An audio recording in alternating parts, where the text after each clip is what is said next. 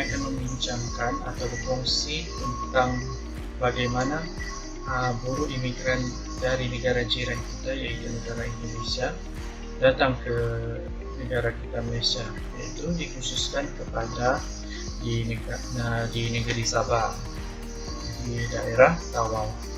Oke, mari kita mulakan. Sebagai pengenalannya, Malaysia ini menjadi sebuah tumpuan asing, bukan sahaja dari negara serantau seperti Indonesia, Thailand, Filipina, tetapi juga sejauh Myanmar, Pakistan, dan Bangladesh.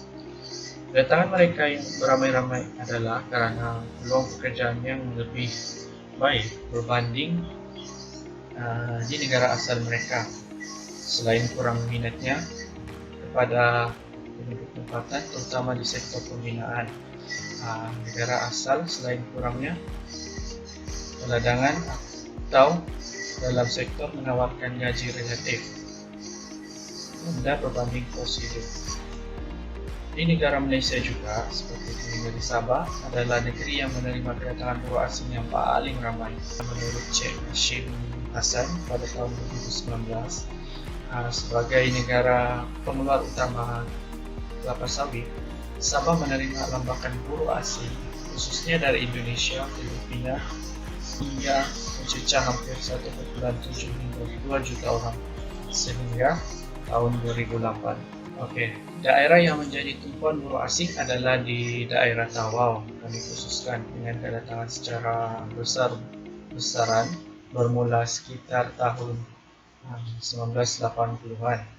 Ketika itu, Malaysia mula beranjak daripada sektor pertanian, sektor perindustrian dan perkhidmatan, menurut Cik Hashim pada tahun 2009.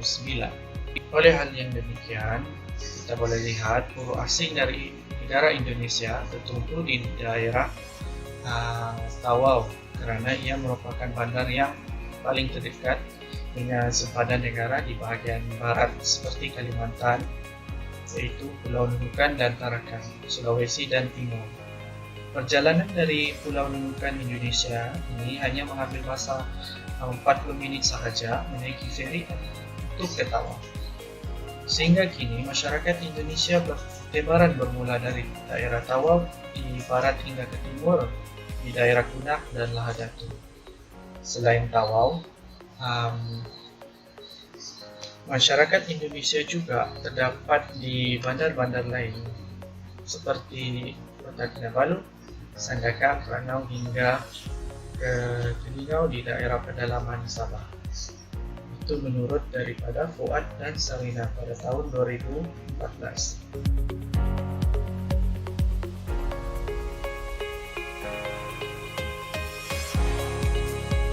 Kedatangan buruh asing ke daerah Tawau terbahagi kepada dua kategori utama, yaitu pendatang asing, pendatang tanpa izin.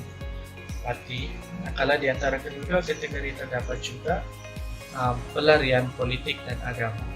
Namun begitu, tidak dinafikan juga dengan kedatangan buruh asing migran ini ke sini adalah ingin memonopoli pekerjaan sektor sebagai peniaga kecil sederhana PKS. Hasil hal ini dapat kita lihat disebabkan peluang pekerjaan di Malaysia, khususnya di negeri Sabah, adalah amat tinggi peluangnya berbanding di negara asal, kerana di sini lebih mudah untuk berniaga dan menguntungkan. Seterusnya, kebanyakan dokumen yang diperoleh adalah terhad dan bersifat sementara dalam satu tempoh masa tertentu yang telah ditetapkan. Mereka hanya dibenarkan bekerja dalam sektor tertentu seperti perkilangan dan pelombongan, peladangan dan pertanian, perikanan dan peternakan, serta pembinaan. Bagi buruh yang mahu bekerja secara sah, perlulah mendapatkan pas bekerja yang berbeza mengikut sama sektor peladangan atau perkilangan. Tempoh masa pas yang dikeluarkan oleh Jabatan Imigresen hanya berlaku selama 2 tahun dan perlu diperbaharui setelah tamat tempohnya. Terusnya kita akan melihat dalam kajian Fuad dan Sarina pada tahun 2014. Status perkahwinan menunjukkan 51% yang telah berkahwin, 45% masih lagi bujang, 1.400 lebihnya adalah lain-lain. Ratusan perkahwin yang tinggi ini menggambarkan kesanggupan mereka berhijrah akibat tanggung jawab besar untuk mencari nafkah dan memberi keselesaan untuk keluarga di negara asal. Dari segi kerakyatan pula, hanya 5% sahaja yang mempunyai pasangan warga Malaysia berbanding 83% sedia mempunyai pasangan dari negara asal. Dalam baginya, selebihnya adalah 12% selebihnya mempunyai pasangan bertaraf penduduk rendah. Hal ini kerana kebanyakan yang berkahwin dengan pasangan dari negara asal, mereka lebih selesa dan urusan perkahwinan adalah lebih mudah. Hal ini kerana kami mendapati bahawa kebanyakan yang berkahwin ini dengan pasangan dari negara asal kerana mereka lebih selesa dan urusan perkahwinan ada lebih mudah berbanding berkahwin di negara Malaysia ini. Menurut kajian dari Fuad dan Sarina pada tahun 2014 mendapati faktor peluang pekerjaan yang lebih luas di negara kita adalah lebih tinggi, iaitu sebanyak 56%. Manakala faktor tolakan utama pula adalah kerana ketiadaan pekerjaan, iaitu sebanyak 54%.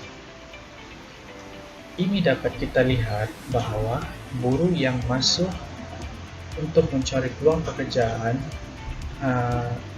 ke sini adalah menggunakan saudara mara mereka dan rakan kerana faktor kepercayaan. Oleh itu, kami dapat menyimpulkan bahawa faktor yang seterusnya ini adalah faktor peluang pekerjaan yang lebih tinggi di negara kita.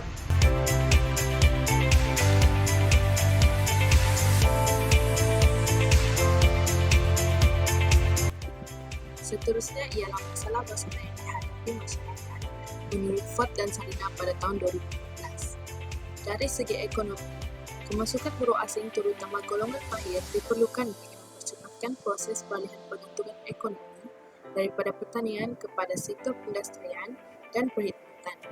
Sebaliknya, kemasukan buruh asing tidak mengenai terutama pendatang asing tanpa izin parti menimbulkan pelbagai isu dan masalah kepada negeri Sabah sendiri. Kemasukan buruh asing ini telah mencapai tahap yang membimbangkan dan di luar kawalan sehingga mendatangkan berbagai kesan negatif terhadap keseluruhan sistem ekonomi negara, terutama defisit dalam akaun imbalan pembayaran, kerana aliran keluar setiap kali mereka mengeluarkan dengan hasil mereka. Seterusnya, dari segi sosial, kebanjiran buruh asing menyebabkan berlakunya pelbagai masalah seperti peningkatan kawasan setinggan di pinggir bandar, menyebabkan pencemaran, kebakaran dan kekotoran. Mereka juga dikaitkan dengan gejala sosial, masalah kesihatan dan peningkatan kadar jenayah berat yang harus ditanggung oleh masyarakat di sekeliling mereka. Kemudahan awam yang disediakan untuk masyarakat tempatan seperti hospital juga turut digunakan oleh buruh asing kerana kos yang lebih rendah. Pemasukan mereka turut menyumbang kepada peningkatan kadar pengangguran kerana didakwa merebut peluang pekerjaan daripada masyarakat tempatan kerana menawarkan upah relatif rendah. Dari segi politik, kebanjiran buruh asing boleh menimbulkan ancaman kepada kedaulatan dan keselamatan negara. Jika jumlahnya tidak dikawal, ia boleh membuka kestabilan politik Malaysia melalui kewujudan sindiket, pemalsuan dokumen dan kad pengenalan. Seterusnya boleh mempengaruhi proses pilihan raya apabila mereka diberi hak untuk mengundi. Seterusnya, masalah ini mampu memberi kesan kepada pembentukan masyarakat majmuk yang terdiri daripada pelbagai etnik di negara ini. Kesimpulannya, kemasukan buruh asing dari Indonesia ke Tawau Sabah didorong oleh faktor ekonomi iaitu kemiskinan di negara asal mereka serta peluang pekerjaan di tempat baru selain faktor sosial seperti hubungan kekeluargaan yang sedia wujud dengan penduduk tempatan sama ada melalui perkahwinan atau sejarah awal kemasukan nenek moyang. Selain itu, kesediaan penduduk tempatan menerima kedatangan mereka dengan murah hati juga membuka pintu masuk dengan lebih mudah lagi. Pemahaman mengenai tren kemasukan buruh asing amat penting agar hasil kajian yang dijalankan bukan sahaja membantu mengurai isu kemasukan buruh asing di Sabah, tetapi juga menyumbang kepada ilmu ekonomi yang berkaitan dengan migrasi. Maka dengan itu, kita patut mengawal kemasukan buruh asing ini, di mana kita dapat lihat langkah kerajaan telah memperkenalkan sistem biometrik yang menggunakan komputer untuk mengesan cap ibu jari buruh asing sebagai langkah mencegah pendatang asing tanpa izin. Sistem ini diharap dapat memudahkan pengesahan kemasukan pelawat terutama buruh asing tanpa izin. Namun begitu, wajarkah buruh asing ini dipersalahkan sedangkan masyarakat tempatan sendiri yang memilih pekerjaan dan enggan bekerja di sektor-sektor tertentu dengan alasan seperti status sosial yang rendah, kesekitaran pekerjaan yang tidak menarik serta upah yang rendah. Sekian dan terima kasih.